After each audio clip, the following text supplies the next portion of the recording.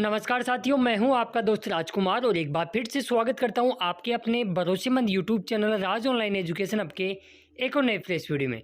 दोस्तों, आज का ये टॉपिक और ये वीडियो आपके लिए काफ़ी कुछ महत्वपूर्ण और यूज़फुल इन्फॉर्मेशन देने वाला रहेगा। तो आप इस वीडियो को एक बार मेरे कहने पर, यदि आप मेरे चैनल के साथ जुड़े हुए हो तो एक बार ज़रूर इसको एंड तक देख लेना। अपने इस वीडियो में मेन टॉपिक क्या क्या रहेंगे कि बेरोजगारी भत्ता अगस्त और सितंबर के बिल पास हैं, वो कब होंगे, क्या होंगे। इसके अलावा आज बेरोजगारी भत्ते की अपडेट क्या रही और भत्ते की राशि में बढ़ोतरी होगी तो लेकिन कितनी होगी, इस पे बड़ा क्वेश्चन बना हुआ है। 6 मुख्य मांगों को लेकर बेरोजगारों का जो दर्द है वो आपके सामने पेश करना चाह रहा हूँ। जो बेरोजगारों की मुख्य मांगे हैं वो इस वीडियो में आपको बताएंगे। इसके अलावा जननायक जो मुख्यमंत्री नाम से जाने जाते हैं, जिनका निक नेम जननायक के रूप में उनकी छवि है, उनके बड़े फैसले का इंतजार, वो बड़ा फैसला क्या होने वाला है और इंटर्नशिप ने बेरोजगारों के भविष्य के साथ वाकई में खिलवाड़ किया है। इसके कुछ एविडेंस और सारी चीज़ें मैं न्यूज़पेपर की कटिंग वगैरह उन चीज़ों से समझाने की कोशिश करने का प्रयास करता हूँ। एक बार वीडियो को एंड तक ज़रूर देखिएगा, आप भी इसमें ज़रूर सहमत होंगे, मेरी ये उम्मीद है।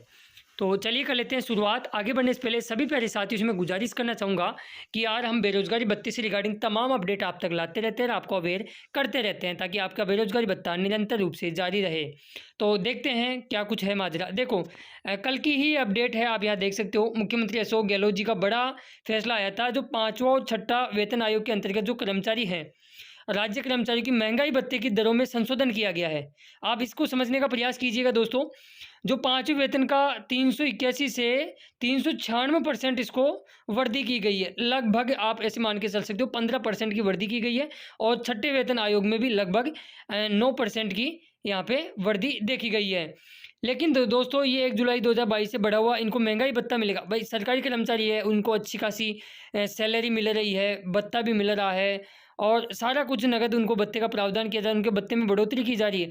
बट जब बेरोजगारों की बात आती है तो सरकारें अपना हाथ पीछे खींच लेती, क्योंकि बेरोजगारों का संगी साथी है कोई नहीं वाकई में देखी जाए। क्योंकि वो देखी जाए तो घरेलू रूप से भी परेशान हो जाते हैं, क्योंकि घर वाले भी उनको इतना खर्चा नहीं दे पाते, अफोर्ड नहीं कर पाते हैं। ऊपर से कंपटीशन की तैयारियां हो गई या अपनी और चीज़ों, किताबों का, लाइब्रेरी का, अन्य प्रकार के खर्चे वगैरह काफ़ी चीज़ें हो जाती है। बल्कि सरकार को एक बार विशेष कर पे इस न्यूज़ को मैं दिखाने का उद्देश्य इसको मैं एक तरह से लिंक करना चाहूँगा कुछ न्यूज़पेपर की कटिंगों से। साथियों, न्यूज़पेपर कटिंग 29 सितंबर 2022 की तय है और इसके माध्यम से मैं एक बात समझाने का प्रयास करता हूँ। इसके अंदर देखो, हम नहीं कहते, ये न्यूज़पेपर वाले मानते हैं इस चीज़ को कि नियमों, ऊपर देखो हेडिंग देखो आप, नियमों ने गठा दिया बेरोजगार। जयपुर में सबसे ज़्यादा 10,000 और राजसमंद में 511 बेरोजगारी भत्ता इसमें बताए गए हैं। लेकिन जो मेन चीज़ क्या है कि प्रदेश में लगभग 17.5 लाख रजिस्टर्ड बेरोजगार थे और ऑफिसों में 4 घंटे की जो बाध्यता लगाई गई है वो काम जरूर किया गया है। उससे बेरोजगारी भत्ता लेने वालों की संख्या में बहुत कमी देखी गई है। इसका मुख्य कारण दूरी या उच्च शिक्षा के कारण, यानी वो हायर एजुकेशन कर रहे हैं तो इनका नियम है कि हायर एजुकेशन नहीं होना चाहिए और इंटर्नशिप से परेशानी हो रही है बेरोजगार को। ये खुद न्यूज़पेपर वाले भी मानते हैं। कुछ केस भी आपको दिखाना चाहूँगा, जैसे संतोष प्रजापति जी बोलते हैं कि इंटर्नशिप के लिए उनको थाना लौट हुआ था, घर से लगभग 30 किलोमीटर दूर है। इस वजह से परिजनों ने शिकायत भी की। इसके बाद में उनकी जगह में बदलाव कर दिया गया था बाद में, ठीक है। तो इस वजह से भी शुरुआत में काफ़ी दोस्तों ने इंटर्नशिप छोड़ दी थी कि उनका सेंटर दूर आया था और उस वक्त रोजगार कार्यालय ने इतनी ढिलाई नहीं दी थी और सेंटर बदलाए नहीं जा रहे थे। इसके अलावा अशोक नागर साहब हैं, वो क्या कहते हैं, कोटा में रहकर कोचिंग शिक्षक भर्ती की तैयारी कर रहे हैं। इंटर्नशिप के लिए उनके गांव में स्कूल मिला है, विभाग से संपर्क किया लेकिन इंटर्नशिप के लिए जगह नहीं बदली गई है और फाइनली उन्होंने अपना जो बेरोजगारी भत्ता है वही छोड़ दिया। और इसके अलावा राजकुमार मीणा जी हैं जो जिला रोजगार अधिकारी कोटा हैं, उनका क्या कुछ कहना है। उन्होंने कहा कि सरकार ने इंटर्नशिप अनिवार्य तो कर दी है, इसमें सभी को विभाग में जाकर इंटर्नशिप करनी होगी, इसके बिना बेरोजगारी भत्ता नहीं मिलेगा और जो आवेदन पेंडिंग है वो इस प्रकार हैं।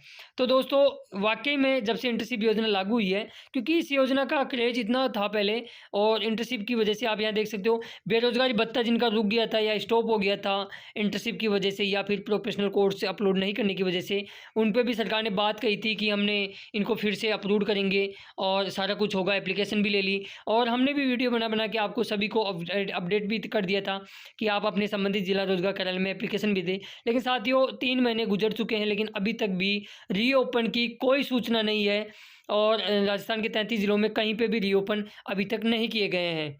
बल्कि विभाग तो कह रहा था कि पुनः विचार कर प्रार्थना पत्र देकर खामियों को दूर किया जाएगा और वापस से आपका भत्ता है वो अप्रूव किया जाएगा, लेकिन अभी तक ऐसा बिल्कुल भी नहीं हुआ है। तो बहुत सी खामियां हैं, सरकार को इन चीज़ों पे ध्यान देना होगा। यहाँ देख सकते हो ये एक ज़िले की बात नहीं है दोस्तों, आए दिन ऐसी चक्कर काट रहे हैं फिर भी कोई समाधान नहीं मिल रहा है। काफ़ी ऐसे हैं जो एक साल बीत गया है लेकिन भत्ता नहीं मिल रहा है, कई बार विभाग के चक्कर काटे। लेकिन एक चीज़ ये अपन मोटे मोटे रूप में देखें कि जॉइनिंग नहीं करने वालों को भत्ता बंद हुआ। बहुत से दोस्त ऐसे हैं जिनके पास टैक्स मैसेज नहीं आए, उनकी खुद की गलती भी नहीं थी बल्कि फिर भी उसका बेरोजगारी भत्ता उनके पास मैसेज नहीं आने की वजह से भी बंद हुए हैं। तो कहीं ना कहीं जब से इंटर्नशिप योजना लागू हुई है, आप मानो या ना मानो दोस्तों, बेरोजगारी दूर हुई नहीं लेकिन भत्ते का वादा भी अभी अधूरा सा महसूस हो रहा है। ये हम नहीं, न्यूज़पेपर की आए दिन कटिंग और ये सारी चीज़ें बताती हैं कि कहीं ना कहीं जब से इंटर्नशिप योजना लागू हुई है और ये इस योजना में काफ़ी कुछ एक तरह से देखी जाए तो बाकी अच्छी योजना थी, मुख्यमंत्री जी का अच्छा फैसला भी था।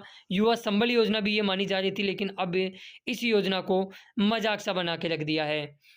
आप यहाँ देख सकते हो कुछ और भी आप देख सकते हो उनके पास नौकरी नहीं है। आए दिन न्यूज़पेपर में ऐसी अपडेटें आती रहती है लेकिन और मानता हूँ सरकार भत्ता भी दे रही है, लेकिन जो लोग एक्टिव रहते हैं सोशल मीडिया पे या आए दिन हमारे वीडियो वगैरह देखते रहते हैं उनको प्रॉब्लम फेस नहीं होती है। लेकिन अभी भी हमारे गांव देहात से ऐसे बहुत से कैंडिडेट हैं जिनको बेरोजगारी भत्ते की एक्चुअल में ये तक पता नहीं कि उनका फॉर्म अप्रूव भी हो गया है। क्योंकि शुरुआत में जब फॉर्म अप्रूव हुए थे बड़े धड़ल्ले से हुए थे, 2 साल तक अप्रूव नहीं हुए थे, फिर एक साथ इकट्ठा अप्रूव कर दिए गए, फिर उनका 1 महीने के बाद में भत्ता बंद कर दिया गया। तो कहीं ना कहीं बेरोजगार अब ठगा सा महसूस कर रहा है। समस्त राजस्थान बेरोजगार भत्ता लेने वालों की मुख्यतः देखी जाए तो ये 6 मांगे हैं और अब जननायक जी जो सीएम साहब है अशोक गहलोत जी, क्योंकि चुनावी वर्ष है, युवा उम्मीद कर रहे हैं कि इन 6 मांगों को मान लिया जाए और बेरोजगारों को एक बार फिर से संबल देने का कार्य किया जाए। इंटर्नशिप बंद हो, ये मुख्य मांगे कई बार उपेंद्र यादव जी ने भी उठाया, विपक्ष ने भी उठाया, विधानसभा में मुद्दा गूंजा है, लेकिन कहीं ना कहीं ये ठंडे बस्ते में पड़ती हुई नजर आ रही है। तो मुख्य मांग तो ये है कि इंटर्नशिप योजना बंद हो जाए, क्योंकि बेरोजगार चाहता है कि उसको फ्री हैंड मिले, वो अपनी कंपटीशन की तैयारी कर ले, कोचिंग भी चला जाए, लेकिन इंटर्नशिप की वजह से कहीं ना कहीं उसकी प्रतियोगिता परीक्षाओं में एक खलल सी महसूस हो रही है। आप इस चीज़ को एग्री करोगे, आप भले ही आपकी कैसे भी हो ऑफिस में कैसी भी जानकारी हो कुछ भी हो, लेकिन आप इस चीज़ को महसूस करोगे। इसके अलावा सभी राज्य सरकार के कर्मचारी हैं उनके भत्ते में वृद्धि की जा रही है, विधायकों के भत्ते में वृद्धि की जा रही है, सैलरी में वृद्धि की जा रही है, लेकिन बेरोजगारी भत्ता वही जस का तस पड़ा है। भाई इंटर्नशिप भी आपने लॉन्च कर दी है लेकिन कम से कम 8-9 हज़ार रुपये तो बेरोजगारी भत्ता होना ही चाहिए था, जिस प्रकार आप 4 घंटा सरकारी विभागों में कार्य करवा रहे हो। ठीक है, इसके अलावा परिवहन भत्ता जिसको अपन बोलते हैं, क्योंकि आने जाने में भी तो कहीं ना कहीं 10 रुपये का एवरेज भी अपन उठा के देखें तो 1000 से 1500 रुपये की आपका परिवहन भत्ता जो आपका खर्चा हो जाता है परिवहन आने जाने में, तो फिर आपको क्या मिलता है 2000-2500 रुपये बेरोजगारी भत्ता। भाई खर्चे को यदि इंक्लूड करें फिर 4 घंटे आप काम करने जा रहे हो, इससे अच्छा तो प्राइवेट सेक्टर में कोई नौकरी कर लो। ठीक है कि नहीं। इसके अलावा सभी बंद भत्ता बिना भेदभाव से रीओपन हो। भेदभाव का मतलब ये है कि ऐसा नहीं हो कि जिन्होंने सहमति नहीं दी थी उनके रीओपन कर दो आप, या जिनके पास मैसेज नहीं आए थे उनके भी होने चाहिए, और एक बार अपील करने का सबके पास अधिकार होना चाहिए।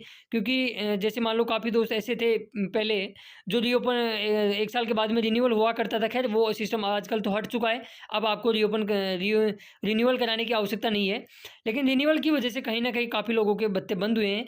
और इसमें एक खामियाजा ये भी है कि किसी का भत्ता बंद हो जाता है या वो बढ़ता है उसमें कमी रह जाती है, उनका वो रिजेक्ट कर देते हैं, तो उनके पास अपील का कोई अधिकार नहीं होता है, ना दोबारा से भत्ता फॉर्म भरने का कोई सिस्टम ही नहीं है।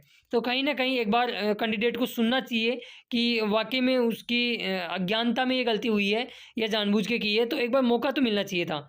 इसके अलावा प्रत्येक माह जो बिल है वो फिक्स डेट को होनी चाहिए, ऐसा नहीं हो। देखो अभी आप देखो यार, जुलाई का अभी नागौर वाले इंतजार कर रहे हैं, और मैं क्या ही बोल सकता हूँ नागौर वालों, यार वो आपका फ़ोन ही नहीं उठाते यार, आपके अधिकारी गण वहाँ के।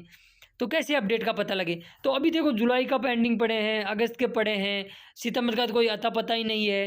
तो फिक्स होना चाहिए कि यार चलो ठीक है 1 से 5 तक आप अटेंडेंस लेते हो, हम अपलोड भी करते हैं, बेरोज़गार अपलोड भी करते हैं, लेकिन उनका पेमेंट है 2-2 3-3 महीने यदि समय पे नहीं आता, यार सैलरी कैसे आ जाती है गवर्नमेंट कर्मचारियों की, फिर भत्ते देने में कहाँ दिक्कत आ रही है गवर्नमेंट को? तो इन चीज़ों को सोचना चाहिए सरकार को। ये भी एक मुख्य मांग इसमें रखी है। इसके अलावा बेरोज़गारी भत्ते की आयु सीमा है, क्योंकि कोविड के वक्त में 2 साल बेरोज़गारी भत्ता अप्रूव नहीं किए गए थे और फिर धड़ल्ले से किए गए और काफ़ी दोस्तों के फॉर्म अप्रूव हुए, लेकिन वो ठगा सा महसूस तब हुए जब उनको एक्चुअल में पता लगा कि यार उनकी तो एज ही कंप्लीट हो चुकी है। तो कहीं न कहीं बेरोज़गारी भत्ते में 2 साल जो एज लिमिट है 30 साल और 35 साल, उसमें वृद्धि होनी चाहिए। और जिस प्रकार पेंशन और अन्य प्रकार की छात्रवृत्तियाँ समाज कल्याण की हो, श्रम विभाग की हो, ये से एक पोर्टल होता है जनसूचना पोर्टल वगैरह सब चीज़ में, उन पे वहाँ दिखाते हैं कि इतनी तारीख को बिल पास हुआ, इतनी तारीख को पेमेंट हुआ। लेकिन बेरोज़गारी भत्ते का क्योंकि नए कैंडिडेट हों उनको प्रॉब्लम होती है, उनका बिल पास हो जाता है, 1-1 2-2 महीने पेमेंट नहीं आता। यदि वहाँ ऐसी कोई व्यवस्था की जाए जिस पे आपका दिखाए कि इतनी तारीख को आपका बिल पास हुआ है, इतनी तारीख को पेमेंट आपके खातों में आ भी चुका है, तो उनको आसानी होगी बेरोज़गारों को। वो तारीख है वो प्रदर्शित होनी चाहिए। और राज ऑनलाइन एजुकेशन हब ने आपकी ये मुख्य मांगे हैं वो एक पोर्टल पे रखने की कोशिश की है। सभी युवाओं को एक तरह से इन्फॉर्मेशन देने की हमने कोशिश की है और हम उम्मीद करते हैं कि सरकार हमारी मांगे हैं जल्द से जल्द मान लेगी। और तमाम चीज़ें हैं ये गलत नहीं है, क्योंकि आप देखोगे इंटर्नशिप प्रोग्राम भौतिक सत्यापन भी हो रहा है, कोई गैर हाजिरी पाए जाते हैं तो उनको बेरोज़गारी भत्ता बंद भी किए जा रहे हैं। आप यहाँ देख सकते हो महंगाई भत्ता कर्मचारियों के बढ़ रहे हैं। हमारी कोई दिक्कत नहीं है कि कर्मचारी को आप क्यों बढ़ा रहे हो, क्या कर रहे हो, लेकिन कहीं न कहीं बेरोज़गार भी अपना हक राज्य सरकार से माँगता है। क्योंकि जब राम और राज बेरोज़गारों के साथ रूठ जाता है तो फिर उनका कौन संगी साथी है? तो हम इस वक़्त राज की ओर जो सरकार है, राज्य सरकार उसकी ओर बेरोज़गार ये उम्मीद लगाए बैठा है कि कम से कम इंटर्नशिप बंद न करे तो कम से कम बेरोज़गारी भत्ते में 1500 से 2000 रुपये की वृद्धि ये इस वक़्त की माँग है दोस्तों, क्योंकि बेरोज़गारी चरम सीमा पे है। और आजकल क्या आता है यार, मतलब 100 रुपये में तो कुछ आता ही नहीं है, देखी जाए तो।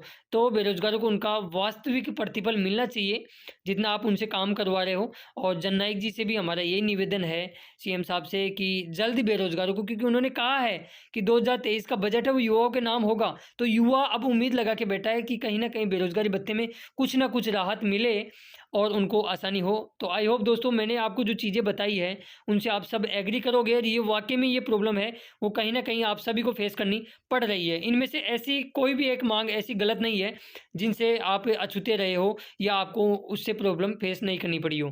तो मैं तो यही उम्मीद करूँगा कि इस वीडियो को ज़्यादा से ज़्यादा दोस्तों तक शेयर करिए और आप भी अपने स्तर पर अपने विधायक, सांसद या जिला प्रमुख, कलेक्टर जो भी हो उनको अपनी माँगे हैं ये 6 माँगे लेटर पैड पे लिख के या पाइप पेपर पे लिख के आप उनको ज़रूर ज्ञापन वगैरह चीज़ें दें। और अपने जो लोकल न्यूज़पेपर के एडिटर हैं, पत्रकार हैं, उनसे भी गुजारिश करें कि वो आपका जो दर्द है वो सरकार के सामने या बड़े पोर्टल पे सामने प्रस्तुत करने की कोशिश करें। क्योंकि देखो जब तक ये एक बच्चा रोता नहीं है तब तक उसकी माँ दूध नहीं पिलाती है। तो अपने को अपने अधिकारों के लिए माँग उठानी पड़ेगी। मैं ये नहीं कहता कि गलत योजना है, अच्छी योजना थी, लेकिन कहीं न कहीं इसमें कुछ न कुछ दाँव-पाँच इस प्रकार फँस गए हैं जो बेरोज़गारों के हित में कहीं न कहीं थोड़े से देखी जाए तो लेज़ीपन या एक माइनस पॉइंट यहाँ प्रदर्शित हो रहा है। बाकी अभी तक आज वर्किंग डे था, अभी तक जहाँ तक मैं वीडियो बना हूँ अगस्त का किसी भी ज़िले का बिल पास नहीं हुआ है, लेकिन डेफ़िनेटली आज शाम तक अगस्त के कहीं न कहीं आपके फिर से एक बार बिल पास होना शुरू हो जाएँगे। और सितंबर के इसी वीक में चांस बन रहे हैं, क्योंकि बजट पास हो चुका है।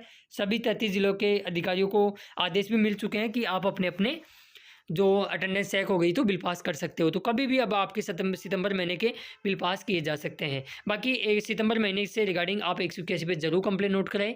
और आई होप ये वीडियो आपको पसंद आया होगा। इस वीडियो का उद्देश्य यही था कि काफ़ी दोस्तों की मांग थी कि कहीं न कहीं एक ऐसा वीडियो बनाया जाए जो बेरोज़गारों की जो दर्द है और जो प्रॉब्लम फेस हो रही है उनको वो सामने आ सके।